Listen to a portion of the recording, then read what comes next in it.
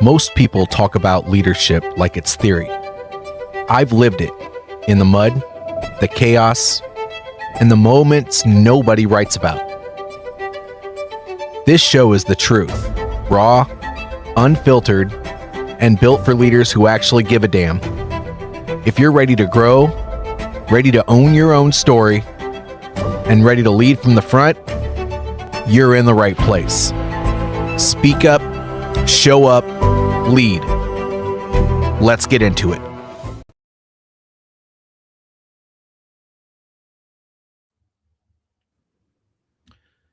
Hello, everybody, and welcome to another episode of Speak Up, Show Up, Lead. And I'm here with Stephen Sopko. Before we get started, just like always, I have to tell you about my book, Speak Up, Show Up, Lead. It's always also the name of the book, and it's my story of grit, growth, and leadership from the ground up. It's actually the leadership lessons from poverty to joining the military, serving a career there, and then transitioning out, having some hardship, and then starting my own business. But if that interests you, Speak Up, Show Up, Lead, Amazon.com. Now let's get into the real stuff. How you doing today, Stephen? Doing fantastic. It's great to be here. Well, it's great to have you on. And, you know, you just have such an interesting background. I mean, I don't know if I've had too many guests that have done quite the amount of stuff you have. I mean, you've gone from working with small businesses to owning your own to working in corporate America and all the way down to the small business and everything in between. And now you have your own business again, and you're thinking about doing some other stuff with podcasting. And so, I mean, my goodness, what a great conversation this could potentially be. I'm enthusiastic about it too. It's one of those things where when I'm working with clients, sometimes I'll say, look, what we need to do is look back at all the stuff you've done and tie it together to make it look like you meant to do it. Because so often, you know, you look at somebody with, wow, you just kind of went from this to this, and that's incredibly impressive. And they're like, yes, exactly. It's the way I play pool. I take the shot, the ball goes in the pocket, and I'm like, yep, that's exactly what I meant was going to happen. You know, so I like your point of view. Absolutely. So, you know, other than what I just told the audience about you, Stephen, would you mind giving us a kind of a rundown of your background a little bit, what you've done, and you know, kind of what could be interesting about our conversation today? Fantastic. So thank you. I started my career in the Air Force as a contracting officer, negotiator, and went from that to corporate America. I was at Dell for a number of years where I led the teams negotiating with public sector customers for Dell across the US. After that, I was a number of small businesses in a bunch of different industries, the game industry, the offshoring industry, and then that led me to Oracle, where I was responsible for Europe, Middle East, Africa negotiations as the VP over that division. And when I left Oracle, it was as a result of a personal tragedy. I had a death in my family, and really that restarted my entire life. And so I started a company with a good friend of mine, also a former Oracle VP, called Palisade Compliance, and ran that for 10 years. Palisade is a terrific company defending people who are being audited by big software companies. About 2 years ago, I decided it was time for me to make a change. I live here on the Space Coast of Florida, and I had started mentoring a lot of startups, both in the space industry, but also in AI and some other tech industries. And that led me to really be a founder mentor here in Central Florida and then also across the US, and also working with Hyperframe Research as their expert on semiconductors and deep technology, space tech, that sort of thing. And that really gets me here. I think for the last 2 years, it's been after running my own business as a COO for 10 years, having the freedom to be able to dig into a bunch of different areas has really been the journey I've been on for the last couple of years. And I think this is pretty much what I'm going to do from now on. I work as a consultant, I work as a mentor, I write, and I don't do just one thing constantly. And that apparently is what I need.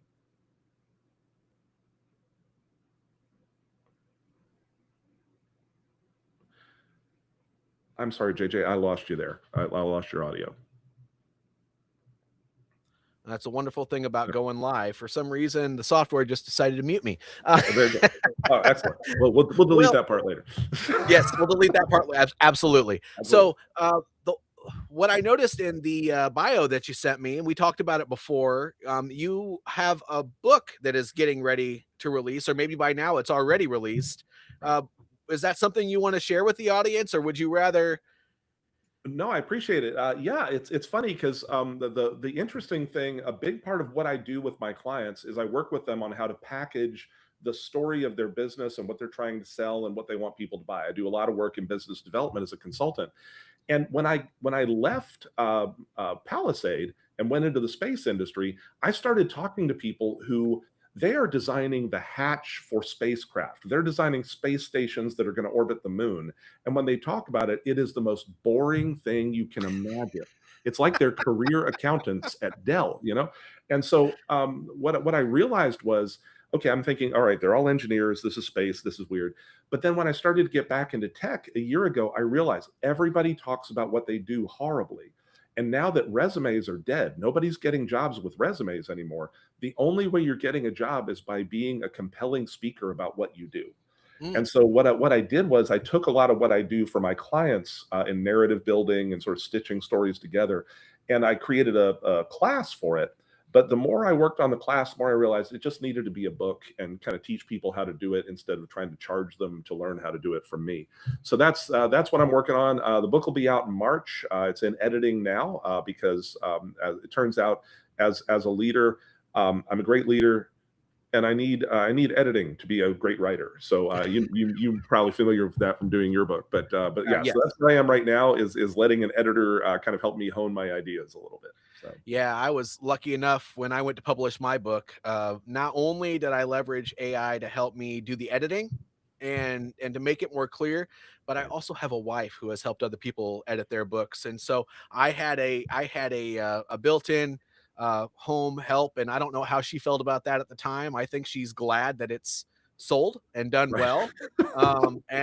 And yeah, she says, well, I should write a book. You know, that's right. always what she says. I should write a book, and I'm like, well, you can, but That's anyway, yeah. So yeah, so but I think the book is going to help people with take everything you've done and figure out what you're going to try to do, and then what stories do you need to be telling when you're networking that will convince people to give you a chance, that will kind of get them excited about it. And I think that's been the biggest thing. The thing I tell people is when you go to networking events, 99% of the people you meet cannot help you, but no, 100% of them know somebody who can. So your yeah. job is not to convince them. Your job is to educate them, teach them enough about you so when they talk about you to someone else, you don't sound like an idiot. So, Oh man, you know, yeah, I would say that through my 3.5 years that I've been in business and talking to all the people that I've talked to, I right. would say that, and this plays to what you're saying. The biggest issue that people have when they're networking is their elevator pitch. Oof, They can't get straight to the meat and potatoes on what they do uh, quickly, because right. if when you're in a room full of networking people, you lose somebody's attention if you don't talk to them about it right away, or it just gets into everything else in life, which it will anyway, but they won't remember it if you don't say it right away. Well, or the worst thing that can happen to you is your elevator pitch. You've got it, you've honed it, you've practiced it, but then you use the same one over and over again. And Oh yeah. everybody around you is hearing you say the same words. You know, you just you're like a Teddy Ruxpin. You pull the string and it just speaks the elevator pitch. So Yeah. Yeah. And I mean, if you created your business, then you know what you do. You just have to not be so nervous about it and just say it. right. Say it. Or you're exhausted about it. I think that's the thing I find so often is that especially solopreneurs and people who are in companies of less than 5 people, they've been working on it 70 hours a week for so long. When they talk about it, all that comes through is the exhaustion, not the Oh yeah. passion that got you into it in the first place. And so reconnecting with that passion is essential because if you're not excited about it, nobody else is going to be. That's true. Which is interesting because when it comes to small business owners or somebody who's starting a business, that kind of is a great segue into what we decided we were going to be talking about today. Right. And, you know, about how fear is something that can limit you or propel you in leadership, or using fear in leadership, which doesn't work at all. You know, it's interesting. I always think about fear as kind of like sugar in your diet. Fear does work, but for very short periods of Mhm. time. And I think that's why managers get seduced by it. We realize, you know, the first time as a manager, you drop the notion that wow, all of you people working for me are lucky to have your job.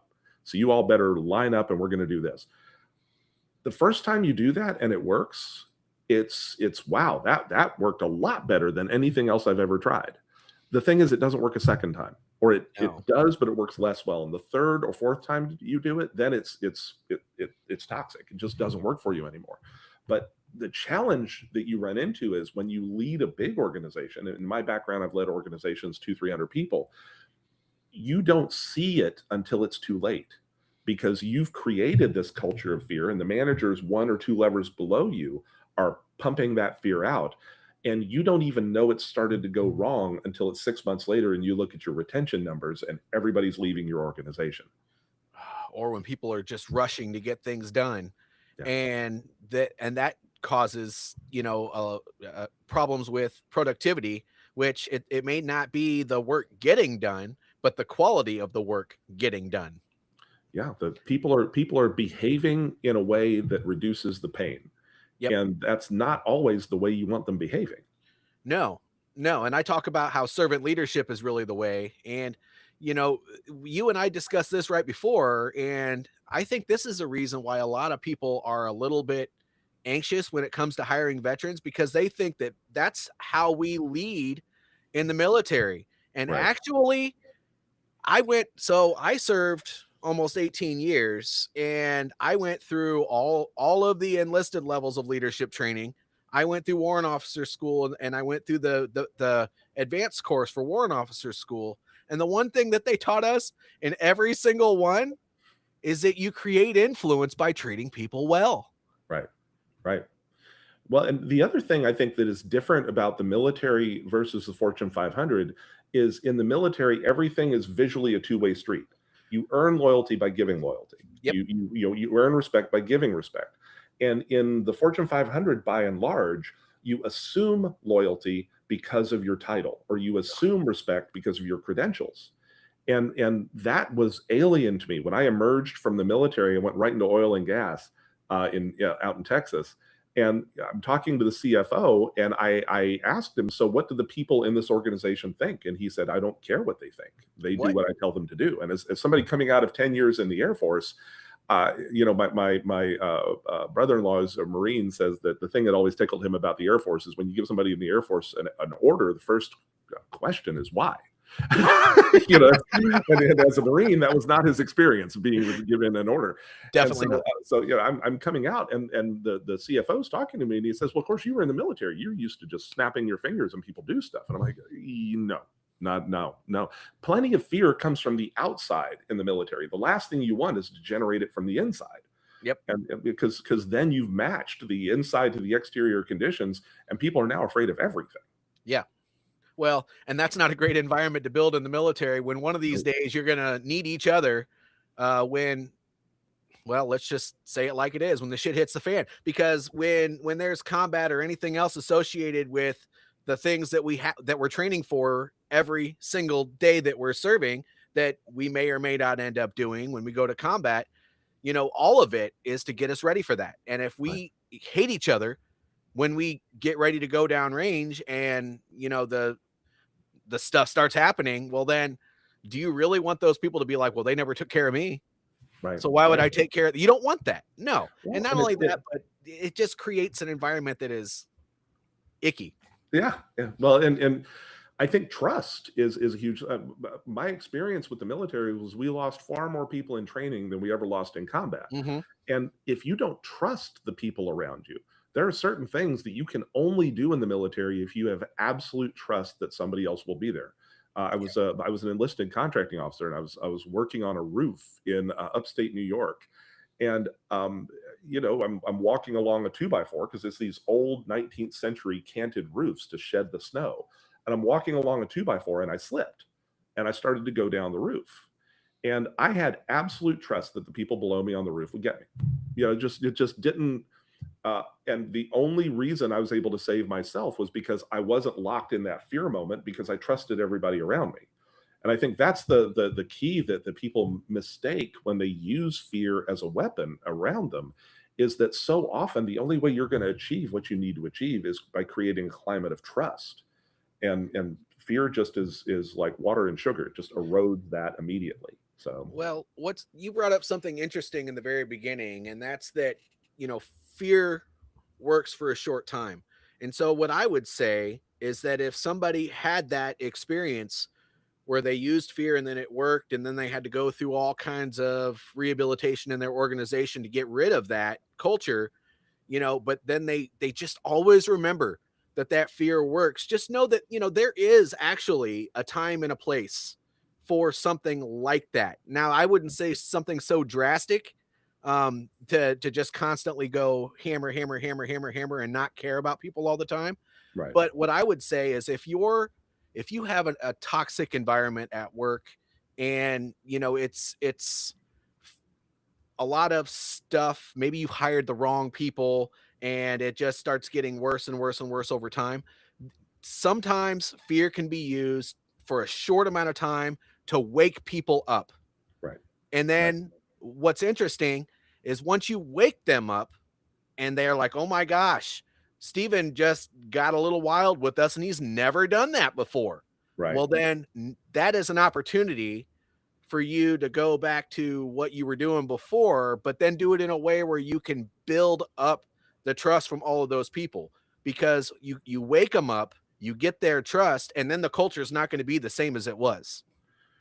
That's true. I think the challenge we run into is the guy who started Under Armour said, had a quote, and he said that trust is earned in sips and it's lost in buckets. Oh my gosh. And Yes.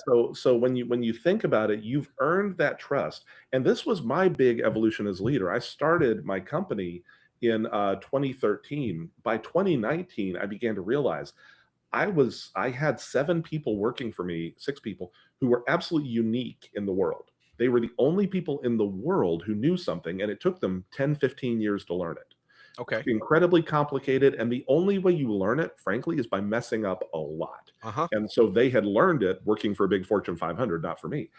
And I realized I can't make these people afraid. There is no way, because they'll just shrug and say, "I guess you have to fire me. I'm not putting information into our CRM tool." That's just not going to happen, Steve. And say, "Well, the CRM tool is very important and you need to use it." Okay, it's just your lips to God's ear. I don't know what to tell you. And I realized the only tool left in my toolbox was fear, and it wasn't going to work. Mm-mm. And the challenge was I had not led by fear those first 6 years running my business. But so I go to the toolbox. It's time to use fear. I've got to wake everybody up. And it wasn't going to work. And that was a real aha moment for me. It's like that had always worked before. Because to your point, sometimes it's almost like what's there's a line from Grosse Point Blank, the movie Shakabuku, the kick to the back of the head that wakes you up and gives you clarity on the world around you.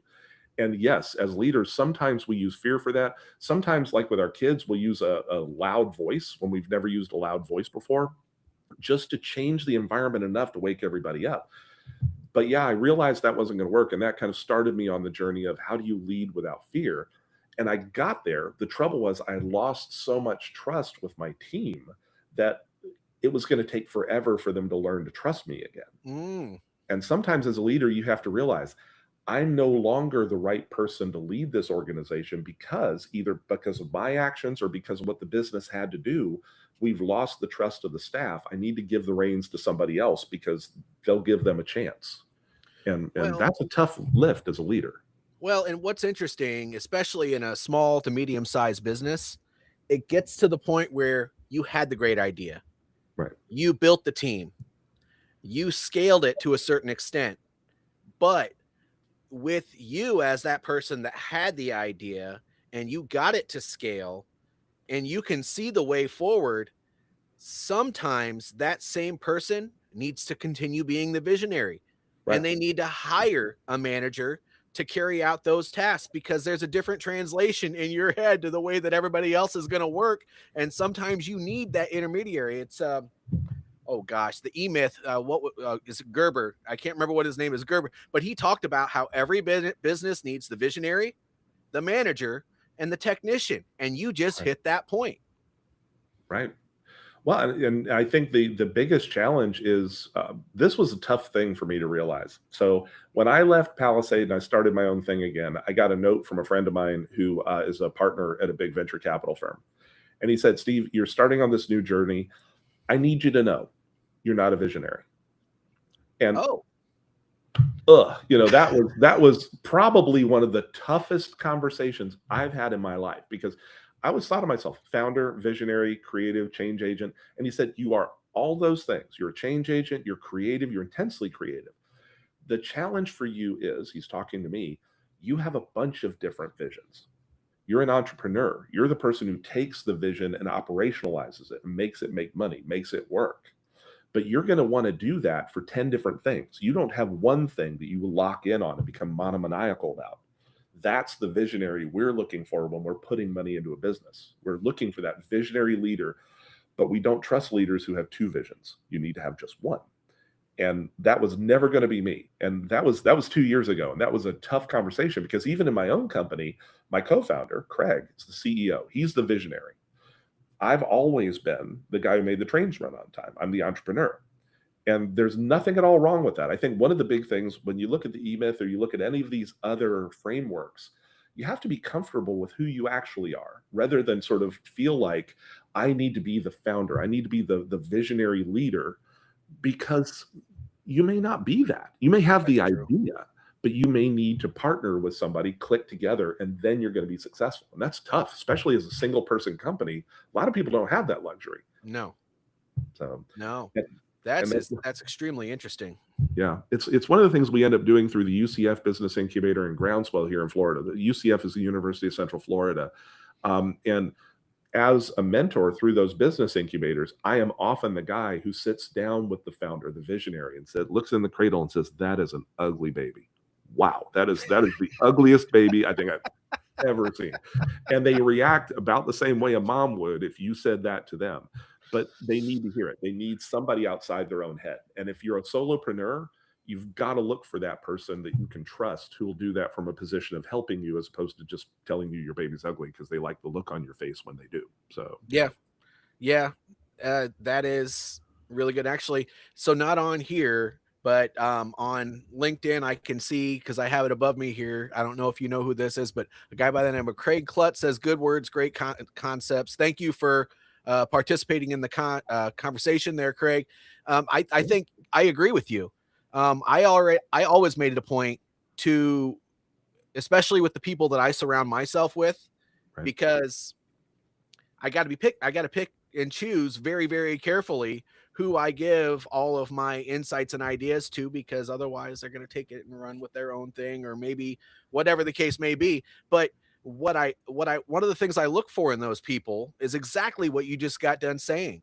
Having that honest broker as a friend who, yeah, they don't really want to hurt your feelings or destroy you in some kind of a way, but at the same time, if you don't hear the truth, Right. it's going to destroy you're going to destroy everything you're doing. You're going to implode from the inside. Absolutely. And the thing that I when I'm working with my clients, one of the things I tell them a lot is, you've got to triangulate. I always have three mentors. This is something that I learned at Oracle. You always have three mentors. You have one who is way farther than you on your path. That is the person who's kind of your spirit guide. You have somebody who's a peer, but in a different industry, different situation, different. And then you have what I call the hippie. You have somebody who is so far outside your realm that they are coming at everything as if they are a 5-year-old who's never heard it before. And when you have conversations with those three personality types around you, and people can pick three different personality types, but the thing I always say is, if you're a veteran, you have to have a non-veteran mentor. If Yep. you have ADHD, you have to have a normie, a non-ADHD. I live in a house full of people with ADHD. I'm the normie. I have There we go. ADHD. Yeah. And so you have to have somebody who has that different approach, that different worldview. And sometimes they're giving you the hard truth, the ugly baby, but sometimes they're just asking a question like, well, why is it like that? Yeah. And you say, well, that's the way I just do it. Well, why? And suddenly you're asking yourself why. And that's incredibly valuable. Yeah. Well, you can only see so much on your own without having an outside point of view. You have to have an outside point of view in order to make anything work, because otherwise, gosh, how many times have you, or I know I can spit off a whole bunch of them, but how many times have you been stuck in a project like your book, for example. Right. And just wait till you get that back from the editor. You're gonna see all the hard work that you put into it that they're gonna be like, "Ah."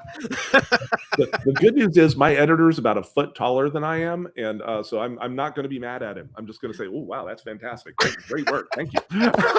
But you know what I So, mean, right? yes, That outside person, you have to get another point of view, yes, especially if you're starting something new, because there's always going to be something that you didn't consider. And right, when you're doing a business specifically, that outside point of view probably needs to be another business owner. Unfortunately, not too many non-business owners can even see the vision of starting something on your own as something that's actually going to work. So, get an opinion of somebody who believes in the idea of doing something great and doing it on your own, and starting something from scratch, or taking somebody else's model and using at your own, or whatever the case may be, because otherwise you might not get great feedback. right. You're either going to get somebody who's a cheerleader who just wants you. Basically, I call that the Chat GPT version. It's wow, you're the smartest person I've ever talked to. That idea is going to work great. And then you're going to fail. The thing I always tell people is I think I'm a good mentor through these mentoring programs because I'm 2 and 5. I've had 2 successes. I've had 5 failures. Yeah. And you would think, well, you're the last person I should be talking to. You failed Mm-mm, 5 times, but mm-mm. you really want to talk to somebody who's confronted the pit, the abyss, right, and pivoted or worked their way out of it. And the key though is that at the end of the day, everybody who's ever started a business is crazy. I Yeah. mean, if you think about it, it is so risky to start a business. And so you have to stay a little crazy. And I got some advice recently that was also hard to listen to, which is, Steve, at a certain level, you have to stop looking around corners, finding problems and solving them. You can hire somebody with that skill. What you can't hire is the person who's willing to listen to that and ignore it. That's the crucial thing to being a successful business owner is you're absolutely right. I see that problem coming. It could put us out of business, but I'm still going ahead. I've still decided this is the right thing to do with all the facts because everybody who's ever been successful has hit that moment and where everybody else quit, they kept going. Yeah. Yeah. It does. Yeah. It takes a special kind of person to start and run a business. It does. And that's, in my opinion, I'm just going to put a plug in for our fellow service members, because while we were serving, it doesn't matter what we were doing, we didn't have the option to quit. Right. So when it comes to going from serving in the military, especially for those that serve 5 to 10 years or more, we just kind of have the special thing that's needed to start a business, which is, uh, I mean, gosh, the warrior ethos for the Army was, I will always place a mission first. I will never accept defeat. I will never quit. I will never leave a fallen comrade. So if you're never going to quit, Right. well, then that's the person you want on your side. Well, it's funny because one of the things when I'm talking about my biography, I often talk about I was the first person who opened the former Soviet Union to doing research contracts with the West. And it's Okay. because I was the only warranted contracting officer sitting there in London when the Berlin Wall fell, and suddenly we had access to decades of research and all this stuff from the former Soviet Union. And people say, well, how did you ever get in a position to do that? And I said, well, see, I was in the military. They didn't care whether I could or not. The mission was accomplish that, Yeah. or we'll throw you in jail. That's the fear element. But the key is That's I didn't always want to there. let the people around me down. Yeah. That's the trust element. Yep. And so that I think that's one of the things I really like the blue collar ethos that a lot of people in their early 20s have right now, because they're right back in that scenario. If you're an electrician working either on a house or in a data center, they don't care if you give it your best. They care that you accomplished what you set out to accomplish. That's right. And I think that's really healthy for us as a culture. And we got away from that for a long time. Oh, So, I still find that exists a lot oh, with yeah. people saying something, and then the actual action part. Those don't always happen hand in hand. A lot of people will say something and then not do it.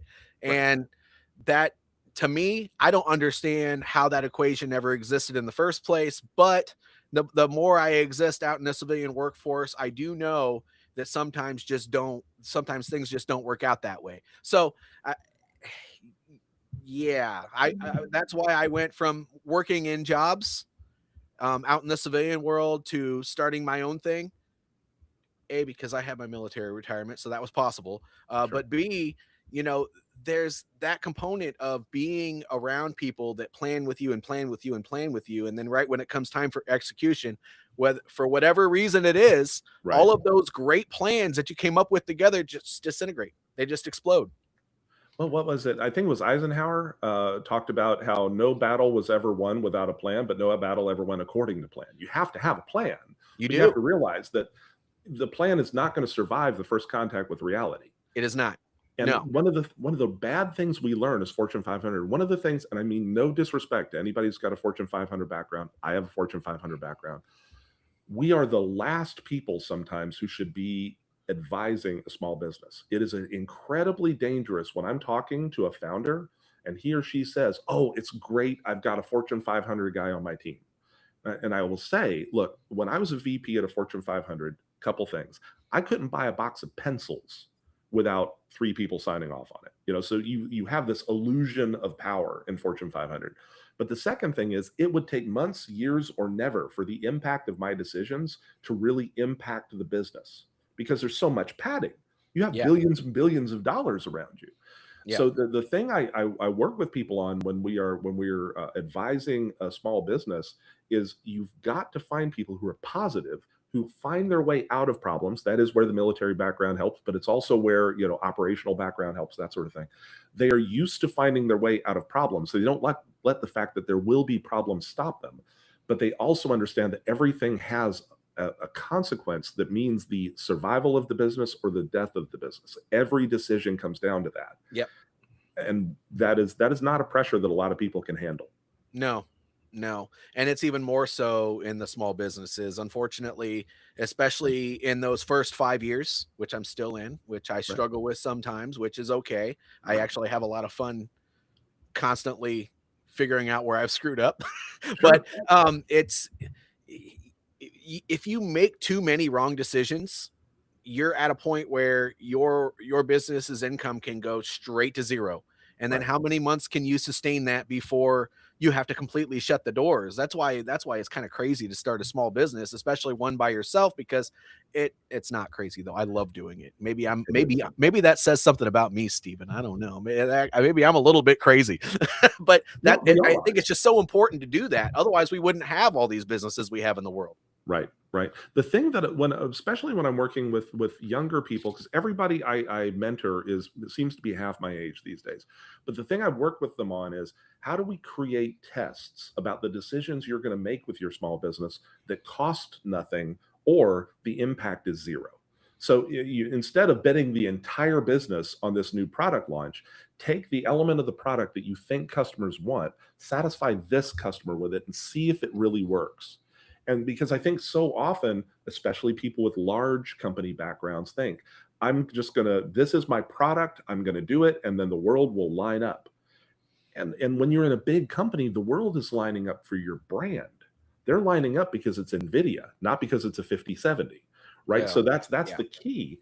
And when you're a small business, you don't have that brand identity. So the thing that I work with people on is, and we reduce the crazy by doing this.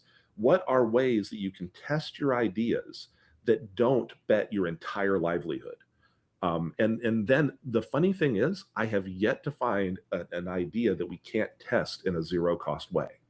Mm. And even in things like the semiconductor business or life sciences, where you think I've got to build a facility and then start making it, there's always a way to test the idea. And so that I think is the biggest key for me and I look at it in my own business. I have three different businesses I'm in right now. It's every time I have a decision, it's what is the low cost, low risk way to test this? And I'm going to go ahead and say, because maybe this is from experience, maybe not, but Right. don't just go throw ad spend on a new idea. Right, right, right. Oh my God, yes. Well, and the thing is, it's funny because I have this argument with a lot of founders. Everybody remembers Steve Jobs saying what Henry Ford said, that if I was going to ask people what they wanted, I would have been building a faster horse, Oh, yeah. right? And the thing I tell people is Steve Jobs and Henry Ford were building genre changing technologies. I'm going to build something that makes you go 20 miles an hour. I'm going to build the internet in the palm of your hand. There are no small businesses I talk to who are doing that. So you have no excuse not to listen to your customers. You have got Well, to be obsessed with what they think and what they want. Otherwise, you're going to put things out there they don't want, and they're not going to buy it. well, but I don't know. I don't know exactly as much as I probably should about Henry Ford's background. But what I will say about Steve Jobs is that even then, with him being the guy that didn't know it all, he had to go out and have so many conversations Right. and get told to go kick rocks more Right. than a number of times before he could even get somebody to listen and entertain his idea. Well, and So we all think the iPhone sort of showed up and it was a miracle, but BlackBerry kind of created the idea that I should have some of the internet in the palm of my hand. The iPhone couldn't have been successful until the BlackBerry was successful. that's right. And so I That's think right. that's the key. You have to ask yourself sometimes, is this the right moment for my idea? And the biggest thing when I'm working with founders is your thing a complete solution or are you part of a bigger solution? In which case, instead of, you may have this one thing I do videography. Well, people need videography and copywriting. They want the entire commercial, not just you shooting the video. So you have a piece of a solution, not the whole solution. So one of the things as small business owners and as leaders we have to do is look around and say, who around me can combine with me to go, I've got peanut butter, they've got chocolate. Now we have a Reese's peanut butter cup. We've got something. Mm, People want that. And so I think that's the biggest key. I don't think of myself as a salesperson. I think of myself as a business development person because it's like, okay, I think our customer needs this, and I only have these three things. I'm missing two. Who has those? And then click it together. And as some small business owners, sometimes we forget to do that. We think we've got to solve it all, and you don't. Successful people don't. They connect with others. mm. Those are great words. And we are at the point where I would like to wrap it up. So Stephen, Yeah. if there was one piece of advice that you could share with anybody in my audience, I have a lot of military, but I also have a lot of people in operations and HR. So if there's one piece of advice you could share with everybody, what would that be? I think the biggest piece of advice is to realize that we think of leadership as being decisiveness. When we think about a leader and we think about what we respect in a leader, we think of them being decisive. They don't dither. They're going to go A or B. They're going to pick a direction and we're going to go with it. I think the thing you have to do as leaders, you have to communicate around you that because I've picked A, doesn't mean it's A forever. It means it's A until we figure out that A isn't the right way, and then we're going to deflect. We're going to be moving. But I think that sometimes with leaders, I think people get into this mindset of I made a decision, now I have to make it work. Mhm. And yes, you do. I mean, that's the thing. You don't dither, you don't go to analysis paralysis. But I think be open to the idea of and communicate it all around you that leadership and decisiveness aren't the same thing. Wow. Decisiveness is an element of leadership. Yep. And so I think that just don't get locked up and think that if I made a decision it was the wrong one, I'm a bad leader. You realizing it was the wrong decision makes you a great leader. Yeah, it does. It does. And I not taking away from any of that because I think what you said was amazing. But if I could add anything, the only thing I would say is that once you realize that you made that wrong decision and you're steering people down the wrong path, there is absolutely nothing wrong with sucking up your pride, admitting that there was something that went wrong, and then making sure that you discuss with everybody how you can steer yourself down the right path. Amen. Amen. Absolutely. Being transparent with the people around you because here's the thing, they all know. We Yeah. think sometimes that we're hiding it from everyone and we're not. And you go to your team and you're like, I made the wrong decision. Everybody's like, yeah, you did. I need to be resolute. I need to Right, be right. resolute. No, you don't. Well, and Shut we up and we and suck do. up your pride and do what you got to do. Well, and we want to be resolute that I want us all to be successful. I'm not going to deflect from that. I'm resolute about that. How we're successful is always open to discussion. Right, right. And just as you said, people can see that. People can Yeah. see when you're hiding something, whether it's knowing that you screwed up or that you're not being authentic, whatever the case may be. Your people will always, always, always be able to Yep. sniff that out, even if it's just something's wrong and I don't know what it is. That's very Yes. true. Very Well, true. thank you so much, Stephen. Before we sign off, everyone, speak up, show up, lead. It's my book. It's my story. Amazon.com. Check it out if that's something that interests you. Speak up, show up, lead. And all of you that are listening now or in the future, please don't forget to like, subscribe, But the most important thing is to leave a comment below so that we can keep the conversation going. I'd like to know I'd like to know what you thought about this conversation with Stephen, and I'll pass that information on to him because he's a good guy. I enjoyed meeting him for the first time, and now we're here on a podcast. So thank you all for joining me on my journey. But we're gonna have to take off now. So we'll see you next time. Take care.